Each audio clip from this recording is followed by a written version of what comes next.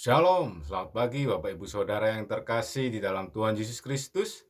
Kita berjumpa lagi di program Gemar, program Gerakan Membaca Alkitab Rutin GSCA Peniel Surabaya dan juga GSCA Cabang Kemendung, di mana di hari Selasa tanggal 19 September 2023. Saya terberkati di dalam kitab Markus 3 ayat 3 sampai dengan 4. Begini bunyi firman Tuhan.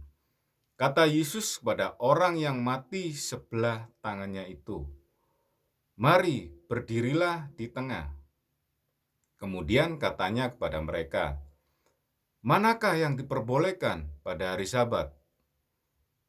Berbuat baik atau berbuat jahat?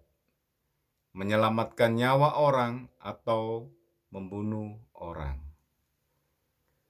Di dalam Alkitab, kita tahu bahwasanya ahli-ahli Taurat pada zaman itu, pada saat itu, sering berselisih atau bertentangan mengenai hari Sabat dengan Tuhan Yesus. Karena ada beberapa ayat yang saya lupa pada waktu itu karena saya pernah baca, Tuhan melakukan suatu pekerjaan, bahkan murid-muridnya memetik gandum pada hari Sabat. Bahkan murid-muridnya sampai ditegur oleh ahli-ahli Taurat pada saat itu. Dan pada akhirnya Tuhan Yesus memberikan argumennya, bahwasanya memang hari Sabat adalah hari peristirahatan, hari untuk menyenangkan hati Tuhan, hari untuk merenungkan kebaikan Tuhan. Tetapi apakah kita terus diam saja?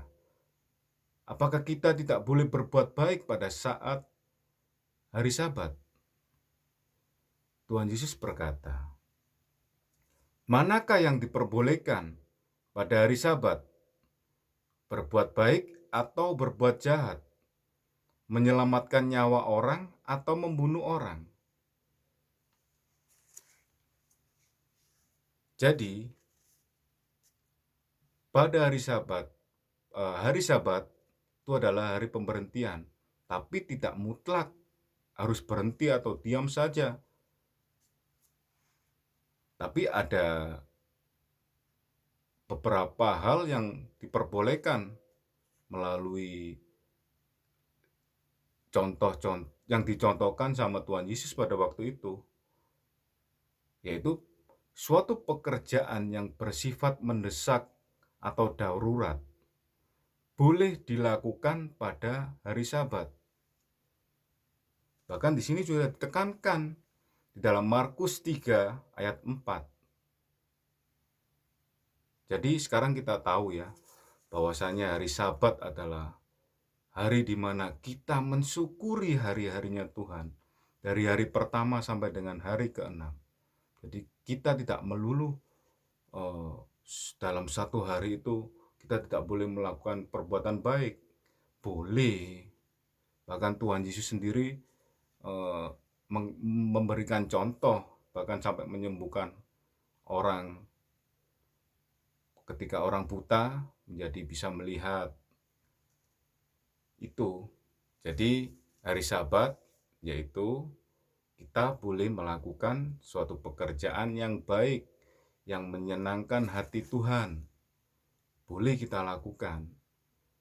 Tapi pada dasarnya hari Sabat adalah hari pemberhentian, hari istirahat buat kita merenungkan kebaikan Tuhan.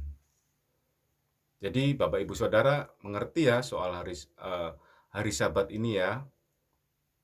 Hari peristirahatan, hari perenungan kita akan pekerjaan dalam 6 hari. Tapi kita tidak boleh diam saja ketika melihat orang yang sedang kesusahan atau eh, orang yang sedang melahirkan, katakanlah. Kita boleh membantu.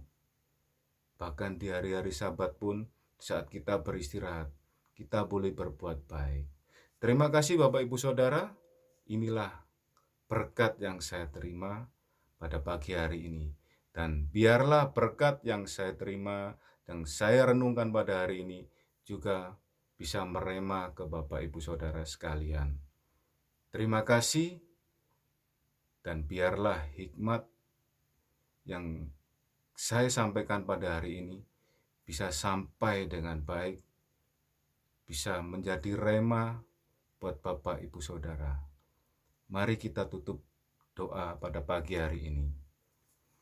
Bapa kami di dalam kerajaan sorga, terima kasih ya Tuhan. Terima kasih Bapa, Engkau telah memberikan pengertian, Engkau telah memberikan hikmat, sehingga kami mengerti akan hari Sabat. Hari berbakti kepada Engkau. Hari merenungkan akan kebaikan-Mu dalam hidup kami. Tetapi kami tidak bisa diam begitu saja. Kita boleh berbuat baik pada saat hari Sabat. Terima kasih Bapak. Terima kasih Tuhan Yesus, terima kasih. Sebentar lagi kami mau melanjutkan aktivitas kami. Sertailah kami. Jamah hidup kami. Jamah hati kami. Terus berbuat baik. Di dalam nama Tuhan Yesus Kristus, haleluya. Amin. Selamat pagi Bapak Ibu Saudara. Salam Gemar.